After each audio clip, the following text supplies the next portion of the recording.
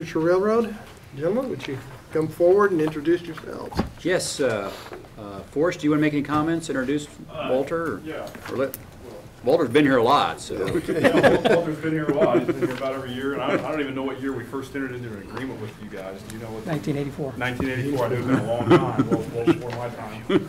We have a current agreement with them to run the site up there at the Kansas City Northern Railroad until 2016. So that runs clear through then. Now from there, I'll just let Walter give you a little update of what's been going on and I guess what's to come. Okay. Welcome. First of all, good afternoon, Commissioners. Good afternoon. For those of you who are not familiar with Kansas City Northern, we are a 501c3 not-for-profit organization. And this all started with an article, January 4th of '84 issue of the Clay Dispatch Tribune, asking for a group to restore and operate the former train that ran at the Kansas City Zoo, Soul Park. And that's where it all began. If the gentleman would hit the first slide there, we consider us, what is the best kept secret north of the river? Next one, please. And that being the Kansas City Northern Railroad. And next one, please. Brief history, there again is, as I just said, all volunteer not-for-profit corporation association with you folks. And it's been 28 years. Next one, please. The railroad was constructed by the volunteers, just over a half-mile long, features 72-foot long girder bridge, 110-foot tunnel, and operating railroad crossings, warning signals. The tunnel portals were hand-laid with face stone, salvaged from the old For Sale High School in Kansas City. Just for informational purposes, the bridge was part of an overhead crane system at the old Armco steel plant. The railroad crossing signals came out of a dumpster and were installed by the Kansas City Terminal Railroad. We also have a flagpole that we conned McDonald's out of.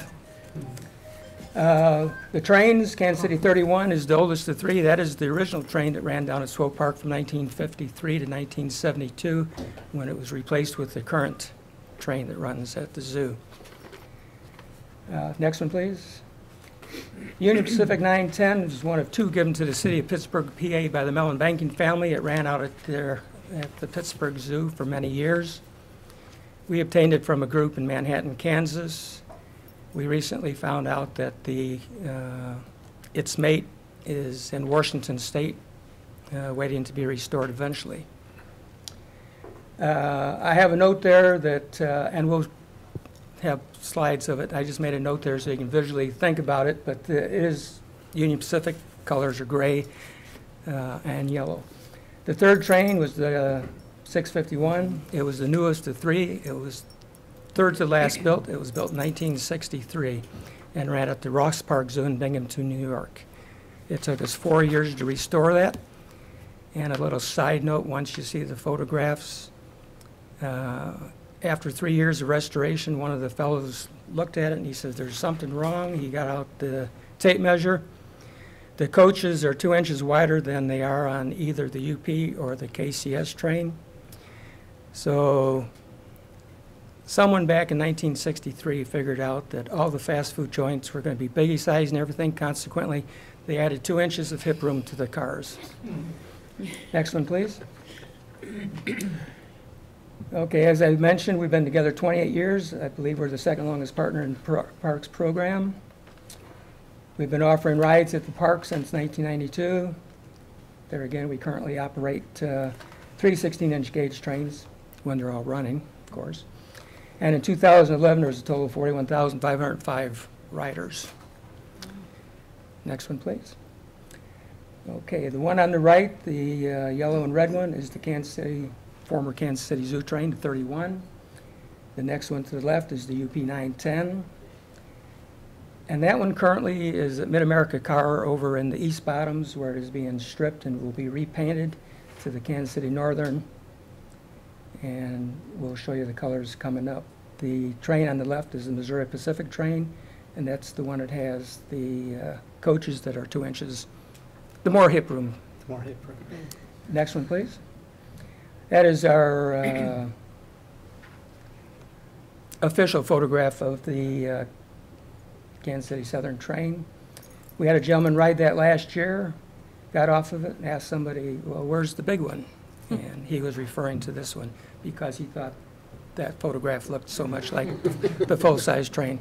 Next one, please. There's an example of that stonework from the tunnel. That came from the Old Purcell High School. We had about 8 truckloads brought over by you folks, and it was hand laid up by the volunteers. Next one, please. That's the UP train, our official photograph. And just for information, we are licensed by the UP to both Union Pacific and the Missouri Pacific trains are licensed through the Union Pacific. Next one, please. There again, coming out of the tunnel. Next one. That is the Missouri Pacific train at the depot platform. The 76-foot bridge is in the background. Next one, please. That's our newest car. That's the Kansas City Northern's business car, and that is what the yellow train will, after it's stripped and repainted, that will be the paint scheme for it. That was made out of one of our dilapidated coaches. Someday when I have time, I'm going to stop over to the Truman Library and see if I can find a doll of Truman holding up the newspaper where it proclaimed that Dewey defeated him, and put it on the rear platform. Next one, please. That's just a close-up of the colors. Next one. That is our Bell car. That Bell came off of a Kansas City Southern steam locomotive, and the headlight was donated, and we restored it. Next one, please. That's just a map of where we're at. Our season begins May 5th. Our hours are Saturday 10 to 6. Our hours on Sunday are noon to 6. We're open to 3 major holidays. And we do charter trains on Fridays for both birthdays, and we get a lot of Mommy and Me and preschool groups that come on Fridays. Next one, please. And that's the last slide. In your packet, there is some information. Attachment B, some of our highlights from our last season. Power washed and painted east side of the building with 3 coats of paint, installed an automatic lap counter. Coming this next season, order and install chairlift.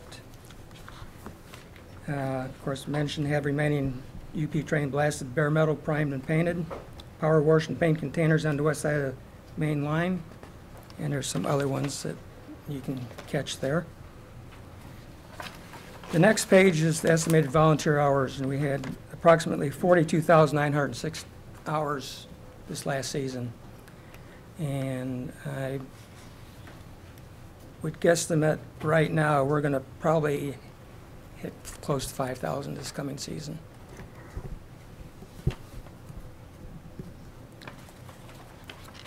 One of the next sheets there is the ridership, total riders, single day, regular weekend, holiday weekend, and special weekend. And it was an added sheet, but there is 5 years showing our numbers for the last 5 years. And there's approximately not quite 16% increase 2011 over 2010. Any questions? How much is the charter? Charters are $75 an hour, and that provides for the train and the crew. Birthday parties usually will bring their own tables. We have a Montessori school right across the street from the community center that will normally charter for 3 hours, and they'll bring in the blow-up jumping things, Oh, yeah. face painting for the kids, and snacks and so on and so forth. The groups on Fridays are basically $20. So there again, we're one of the best kept secrets north of the river. We've been at half a dollar since day one. And other questions? That's great. I didn't realize all the history, the rock work from Paseo and stuff with trains. And I mean, I've been there around it all my life, but I didn't know all that was there. That's There's great some to hear. additional work being done. We're putting in a working semaphore that came off the Santa Fe Railroad down in Texas that was back in 1929. Gives a little bit motion for the riders. Our youngest has been 5 days, our oldest has been 94. So, Everything. further questions? Thank you for your work. Thank It's you very amazing. much. Yeah, It's, thank this you. is the kind of partnership that makes our Parks Department head and shoulders above a lot of the others, in your work and dedication and maintenance of the facility and the sweat equity is, you just can't imagine how well it's appreciated. So thank you very much. Thank you for letting us do it. Thank you. Thanks, Walter. Have a good afternoon. That's great. You too. Next item, presentation and resolution for approval of the Hodge Park Master Plan. I believe, Mike, are you going to make a presentation on this, or? Heather, you want to give a little background on why Mike and Brian are here today? Good afternoon. We have Michael Malin and Brian Roth here from Land 3 Studio, and they've been working with us for about the last 2 years on the master plan for Hodge Park. It originally started out as a request to determine the best location for a rugby field, and it has since evolved into a complete master plan for the entire park. So I'll turn it over to Michael. Thank you, Heather. Commissioners, good afternoon. Good evening. Henry. This is a result of the research that's been done, meetings that have been held over the last few years. So we've gathered both subjective and objective data about the park and the neighborhood. You can get to the microphone. Take your board with you. Really? Well, I guess. Unless you You could. point, I'll speak. Okay. How that works. Okay. This illustration is the result of the research that's been done for Hodge Park. We've interviewed all the stakeholders who would stay still long enough to be interviewed, talked to a lot of people, including the staff, and we've done a lot of research in standards, park standards for this type of park and others to see what's applicable. When the park was first acquired in 1967, there were very few neighbors. The acreage at that time, about 609 acres, was intended to be regional golf. So the earliest master plan has 27 holes of golf on this property and pretty much nothing else. We had no neighbors. Regional park was a good goal, and that was accomplished by 1975, I think. Since we have acquired thousands of neighbors, and the area plans and the current plats call for thousands more. So the demand has gone way beyond regional scale golf. We forecast early on that we'd have 2 golf courses. That's taken place. But we now need to take a look at the current families, the young families, the children, and we have calculated what reasonably we should be providing for them in the future. And you want to kind of point at these things. We've designed a brand new ceremonial entry off of Berry Road. It's a major bit of artwork and stone. The stone wall that would enframe that entrance is over 300 feet long, 5 to 6 feet high, 2 to 3 feet thick.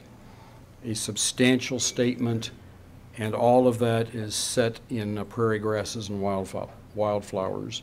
We want to keep the aesthetic of the park in keeping with Shoal Creek, Missouri, the Living History Museum that's up there.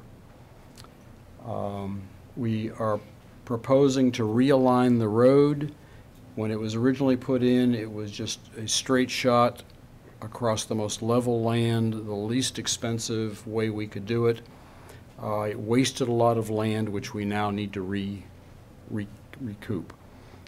We've got to have that. We've taken the amphitheater and we've developed around the amphitheater, and that amphitheater and Big Roof exist, a more family-oriented park-like setting.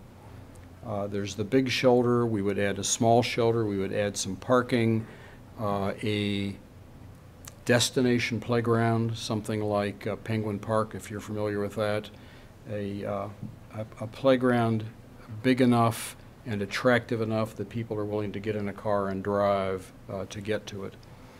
And in addition to that, there are other playgrounds in the park. Additional close-in parking. We want to refurbish the driving range. We feel it can be made safer, perhaps a little bit larger. A lot of people use it. A lot more people would like to use it. We're leaving that parking pretty much alone, but eventually the clubhouse needs to be rebuilt. It needs to be pulled further away from the creek so that we can have a pair of putting greens, practice greens, so that we can have a drop-off area for clubs and people, so that we can stage on the creek side of the clubhouse for tournaments and whatever kind of ceremonial things they want to do after tournament. It's pretty usual to have lunch served, something like that. There's no room to do that right now. One of the big attractions in the park is Shoal Creek, Missouri, the Living History Museum. And as I recall, that's attracting 71,000 people a year, something in that neighborhood, far and away more than we would ever have guessed. And they have grown, and they've got a good volunteer program. The association is volunteers, and they have volunteers. So it's leveraging a lot of visibility out of the community and activity. We would like to see them improve their gardening, get into a community garden kind of setting. We'd like to have the walk-to entrance to the village be through the orchard. We would like to build, plant, screen the property to the east, just in case we can't control what happens there. We have moved the buffalo out of a 17-acre enclosure, and we're proposing to put them in a 10-acre, 9 or 10-acre location. The reason the original was so big is there were not only a small herd of buffalo, there were elk, deer, anything else, Mark? I think that was the majority of it. The elk is gone, the deer are gone, all but 2 of the buffalo are gone, and 9 acres would be adequate. Someday you'll have to replace the buffalo, both, but they just by themselves draw a lot of people to the park. In the village, one of the big annual activities is the Civil War reenactment things that they do. Draws a lot of people. But what they've done until recently is they've just kind of staged between the buildings. Not the best for viewing or participation. There is a lot of acreage to the northwest of the village, and we've designed in there a big activity area, battlefield area, if you would, and also a very formal area for other kinds of activities with dedicated parking, water, safety, picnic shelters, and trails. So a greatly improved program that would support the village, but it would also support other activities. People could make arrangements to come up and use that enormous lawn area.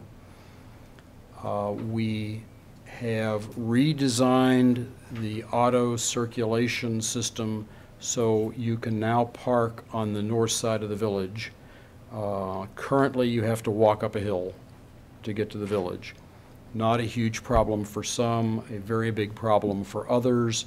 So we've added a couple of parking lots so that you are on the same elevation as the village, and you can just kind of walk on level ground to get there, or to the reenactment area, or to the picnic pavilions. That area separates the village from a trails area, and we're showing on the plan a variety of trails, bicycle, equestrian, running. There's a big running event in the park right now that attracts a lot of people. So we're thinking in terms of either multi-use trails or multiple trails for various uses. The acreage is available to do that, and there would be some parking dedicated for that as well. And that creates an automobile loop so that you can go around that and back out the entrance. It's a much more elegant circulation pattern, and should have been done, needs to be done now, and the original road, instead of just putting a lot of money into maintenance, we ought to just simply replace it, because it gives us back more acreage and better circulation. On the golf side, we're recommending to move the maintenance building from the lowland by the creek over towards Shoal Creek Parkway and the new golf course. There is an opportunity here to have one maintenance building serve both golf courses. It's the same superintendent and the same people, and we can save them a lot of time every day if they're not having to drive back and forth or around the park and up Shoal Creek Parkway to get to Shoal Creek Golf Course. Also, it's not impossible for that facility to occasionally flood. So we need to move it to high ground and where it'll serve double duty. Going further north on the golf course side, we have completely redesigned the athletic complex that's up there. Right now, it's 4 softball fields and 5 baseball and a football field. And it's that way because of an unwillingness to mitigate the archaeological stuff up there, you know, arrowheads, flint fragments, and so on. We know a lot more about how to mitigate that now. It's not unreasonable to do that. There is nothing there that can't be moved and documented. So what we're recommending is go for the moon. Put in all the baseball we can, all the softball we can, lacrosse, rugby, big demand for lacrosse and rugby. Lacrosse is growing unbelievably. And then on the west edge, we're showing dual use, multiple use fields, just big plates of turf for whatever comes along as the next big fad. East, I'm sorry. Thank you. And in the middle of that, we want to provide more what I call neighborhood scale facilities. So that's where we're showing tennis, basketball, sand volleyball, another playground, and a small concession restroom area, and its own parking. In the baseball area and in the softball area, we have concessions, restrooms, playgrounds, and shade. We're in an era now where we must provide shade for the young kids.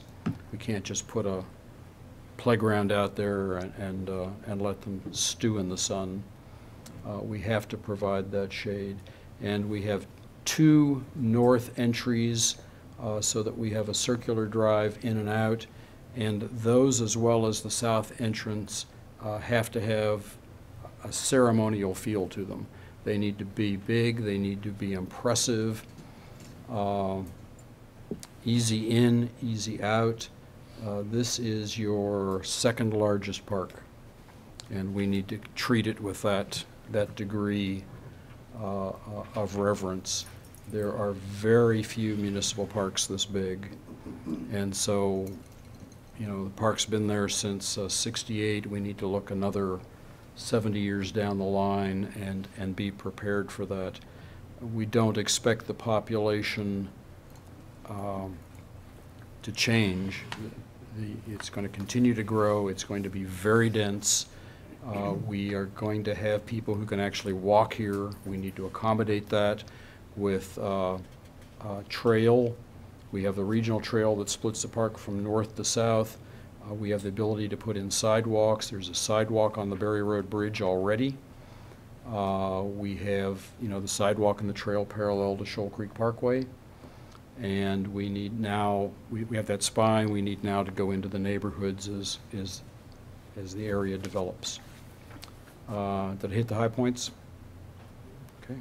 Any questions, commissioners? It's a lot of stuff. It's a lot of stuff. I guess the first question should is how happen over much years. and is it phased? It's easily phased. The rugby is cash in hand. There's been some interest in fixing up the road that comes in off of Shoal Creek Parkway. It's easily phased. It would be more useful to establish a dollar amount to phase 2. You know what I mean? You know, is it going to be $1 million a year, 10 million every time we see a blue moon, whatever? It's easily phased. The utilities are there. The usages are there. The revenue is there. What do you mean by the revenue is there? You have revenue from golf, and you can have revenue from Shoal Creek, Missouri. The will has never been there, but the patrons are. So all you need is a fence, and you have some of that now. There are very few similar facilities, living history museums. They're very big in Indiana, Ohio, and Illinois, very, very big, and I believe they all charge something. It's not necessarily a lot, but they all charge something because they have big expenses.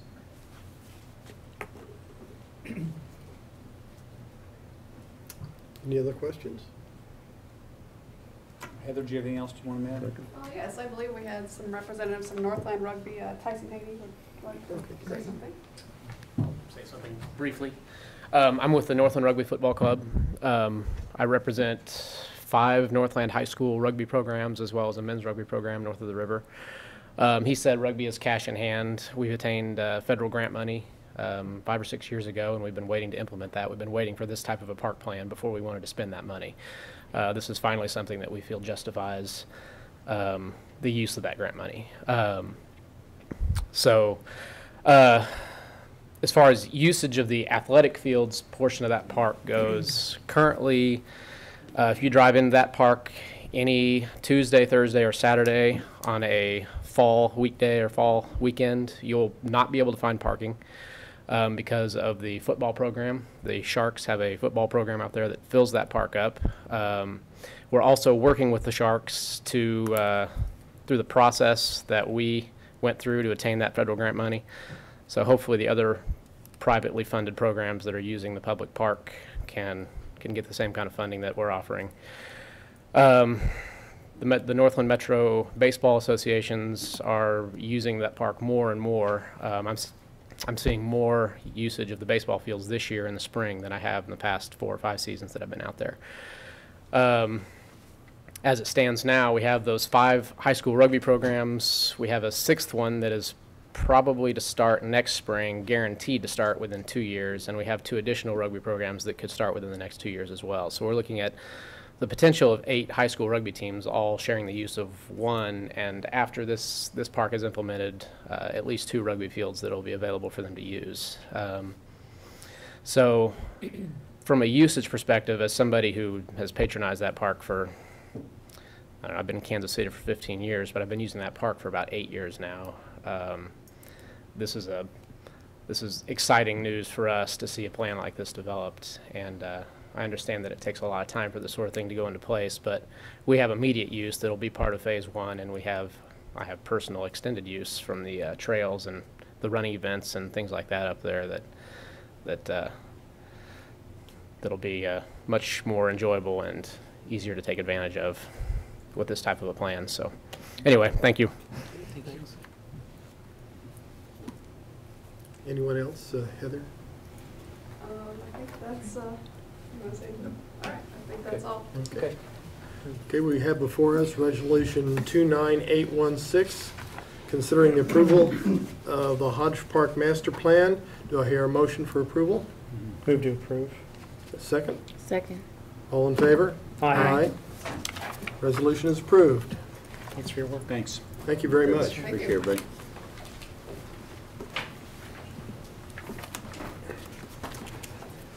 Okay, the next item, facility use concession agreement with Greater Kansas City Casey Hispanic Collaborative for Fiesta Kansas City 2012 on Grand Boulevard.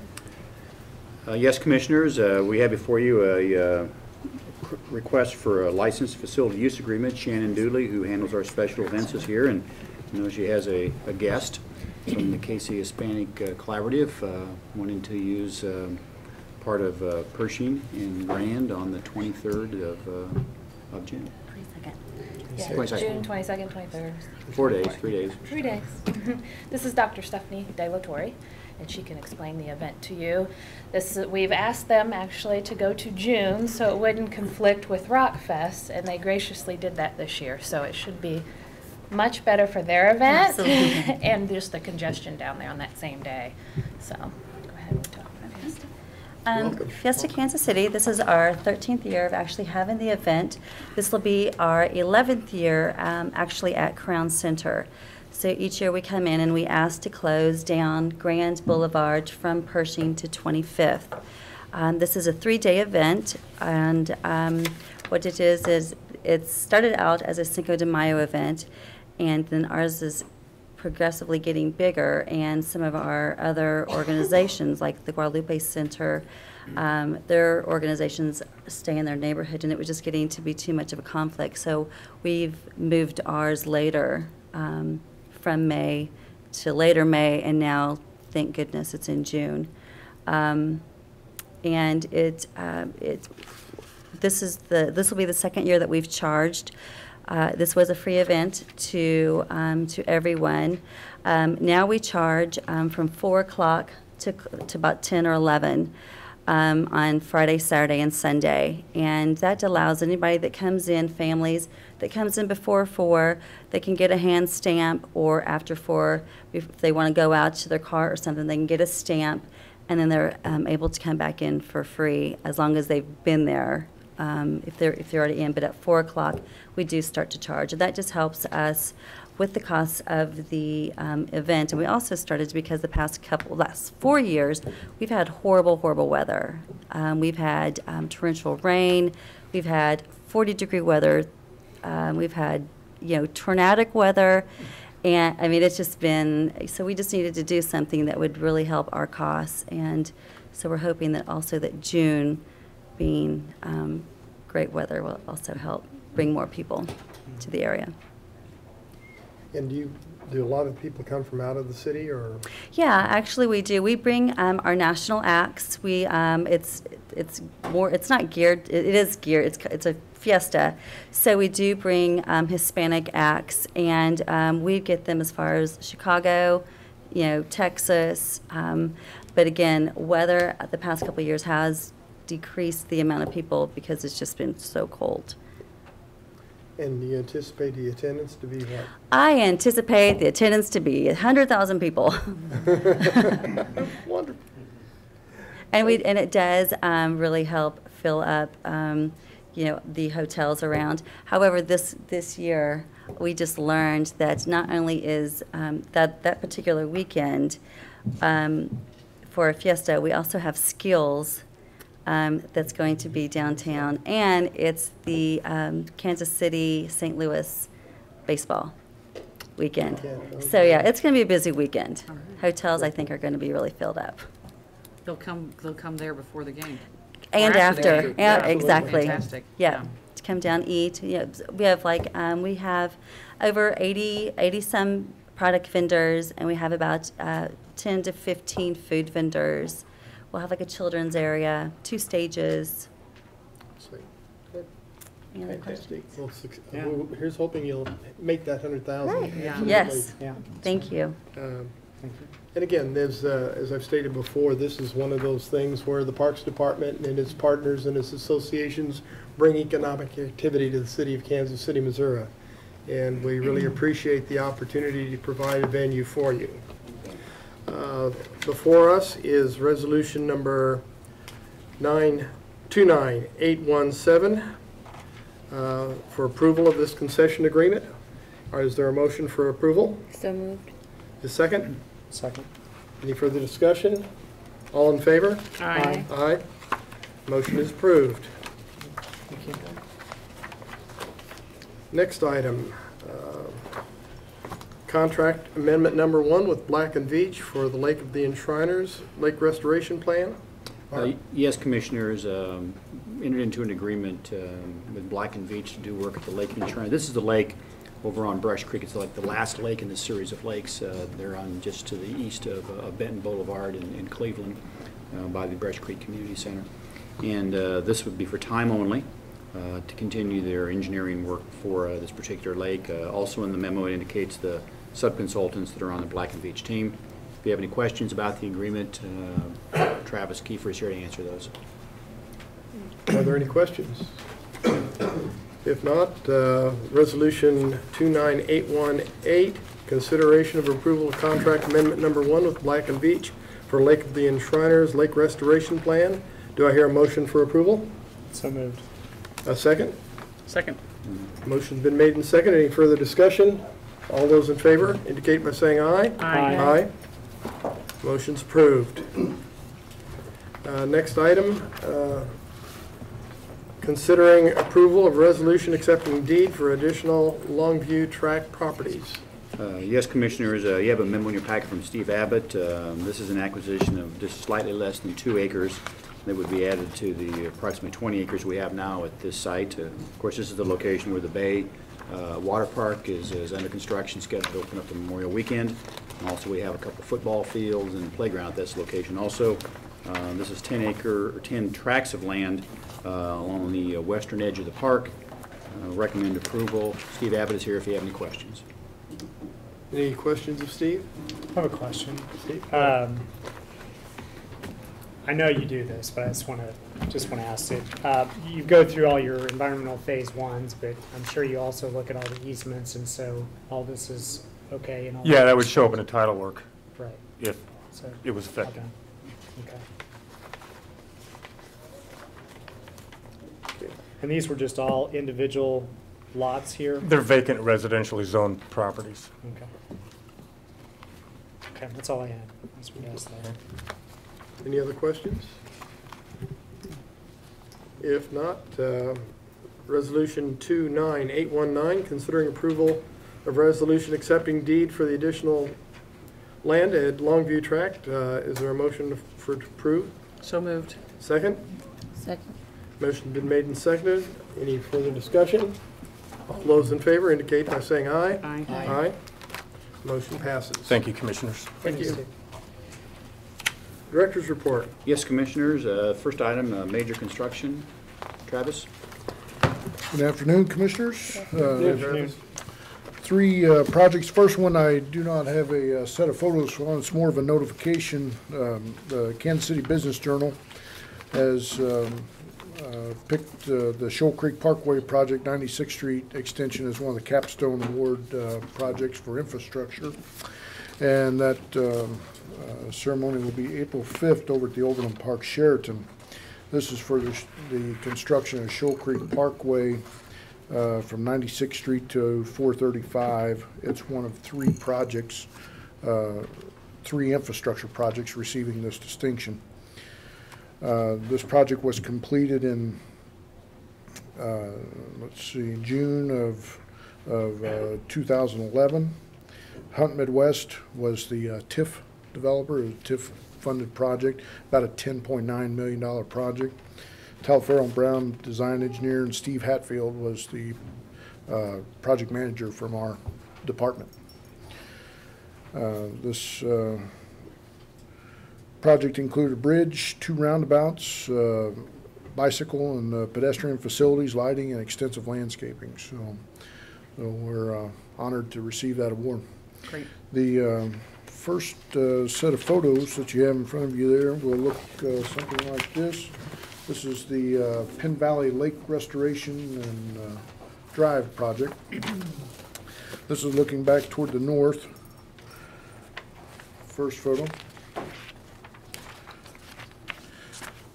Second photo, you can see the intersection there of Penn Valley and 29th Street, and a lot of storm work going on in that area.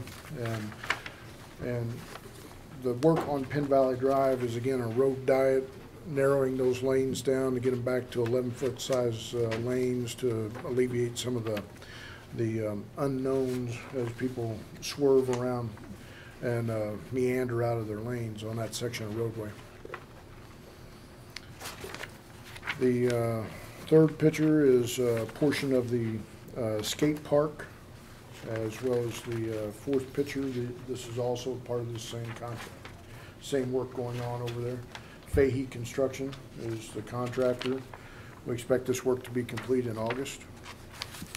This is about a $4.3 million project. Jimmy Lawson from our office is project manager of that project. I have a question about the skate park. Yes. There's a fence around it. Is that being taken down, or is that, I was just confused why there's a fence up there.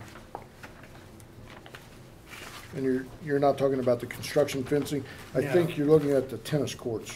There's fencing No. around the tennis courts. When I was in up this there, there area. was some fencing around the. It's a fenced court, yeah, and the fence will be put back up. They removed the fence for the construction. But it's good to keep it fenced, though. Oh, okay. I believe this area has, yeah, it's gated as well. I mean, The whole skate park? yeah. Yeah. Well, yeah, and there's a couple of reasons for that. I mean, you have a bowl in there. It's a real deep, it's like a swimming pool. It's an empty bowl, and if you're skating it, that's great, but, someone could end up in that bowl and not be able to get out, too. I mean, Okay. It's a safety issue there. Well, that's It's like an empty swimming pool. Yeah, well, that's a new feature, yeah, okay. Okay. The last set has to do with work that we're required to do as part of our permit with the Corps of Engineers. This is down on Brush Creek. Parks and Rec Department holds a permit for a flood control project from the plaza down to about Troost. That portion of Brush Creek is a flood control project. This is actually located underneath the Brookside Boulevard Bridge. We're working on the sidewalks in this area on both the north and south side of the creek. You can see some of the form work up, and the second picture, some of the reinforcing going in that area. And some of the doweling into the existing slab where they've saw cut out the old portions of that, and they'll pour back in new slabs and seal the joints in that area. This, along with repair of a retaining wall, was work that was required by the Corps during their annual inspections. And this work is expected to be completed by May. KBR is our contractor through the job order contract process, and it's about $180,000 project. So that's all I have. Any questions? Yep, thank you, Travis. Thank you. Okay, Heidi?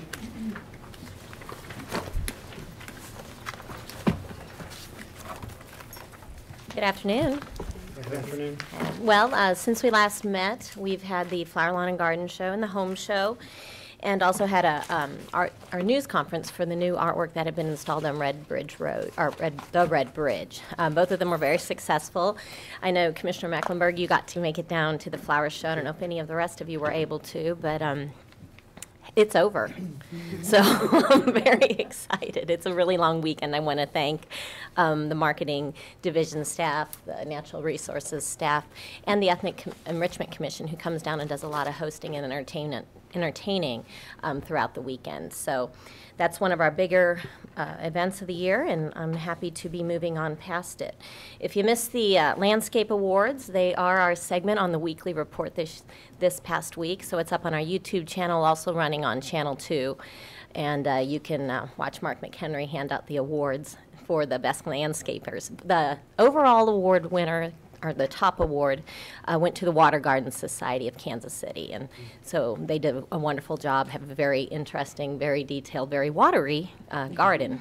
So the activities guides are over. This is such a great report for me. The two things that I've been working on since the beginning of the year basically are now done and over with. So hopefully you got them inserted in your Kansas City Star on the same weekend as the flower show, March the 25th. And I have tons and tons and tons of them if you'd like to carry them around and distribute them out. We've got them out to our community centers, our city facilities, the libraries, and we take them around to coffee shops and other places that'll let us just put stacks around. So if you want to do the same, you're certainly welcome to. I know I've been talking about this for a while, but that Parks Finder, I promise this time, it really is going to happen in the next couple of weeks. We've been doing some testing and making some updates and upgrades and changes, but pretty soon you'll be able to go on our website and be able to search for parks and amenities and be told where they're located and be able to find them within the city, as well as our community centers. We've included them on also on there, so people can go in and search for the community centers, see where they are and what their amenities are. So we're very excited about that. I want to thank the IT department for their assistance with that.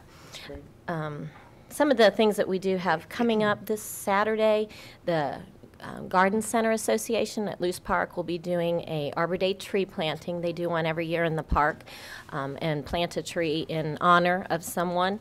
This year they're planting a bur oak in honor of Helene Miller, yes, who was the arborist with the Urban Forester. Darn it, I got that wrong. Close. Yeah. Anyway, she's been very supportive of us and our organization and the Garden Center, obviously, and so they'll be doing that at 1:30 in Luce Park this Saturday afternoon. And then following that on Tuesday morning is the best day for Kansas City. It's Fountain Day. And we will be turning on our 47 publicly owned fountains. Our official ceremony will take place at 11 o'clock at the Marlboro Plaza Fountain at 79th and the Paseo. So please try to make it out for that. If you're coming out, we are going to have parking in the Holy Martyrs Parish, which is located at 7801 Paseo. So it's just a little bit of ways, but it'll give us some room to park some cars. And then working on a couple other dedications and things that'll be coming up, but working really hard on the opening of the Bay. So planning those special pre-opening events and working on some marketing and getting the word out that it is coming. Any questions?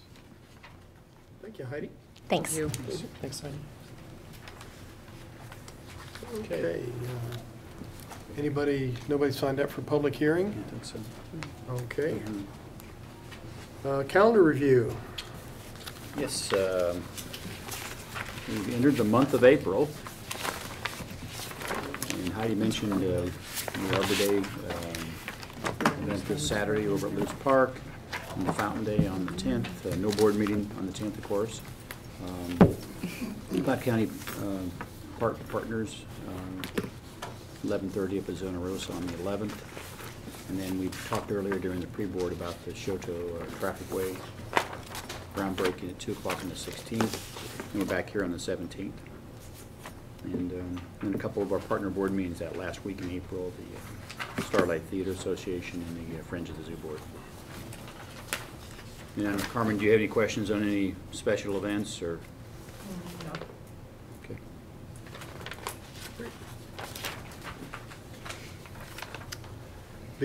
Seeing no further business, we're adjourned.